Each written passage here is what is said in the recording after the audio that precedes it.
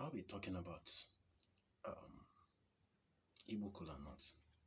The Igbo kola nut, as you can see, has four cotyledon. And if you are a core traditionalist, you must know the benefits of praying with the kola nut. This kola nut is what we use, that when we pray with it, the spirits, the ancestors, they listen to it. They pay attention to whatever you're using it for.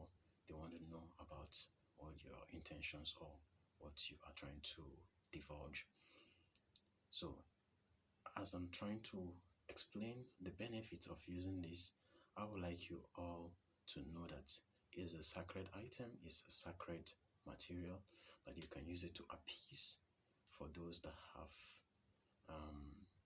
done some wrongdoings in the past, like if you've done something like committing abortion, or you've done anything that has soiled, or you partook in killing someone, so someone's blood is hanging on your neck, you need to use this to appease for the spirits and your ancestors to intercede on your behalf, to help clear all those spiritual blockades that are hampering your financial and spiritual growth.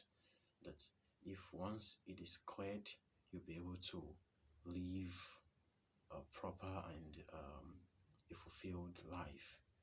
Because when you have a tainted life that has been stained with past misdeeds or misbehaviors, it hampers not even your physical growth, your financial growth, but it makes you run from pillar to post.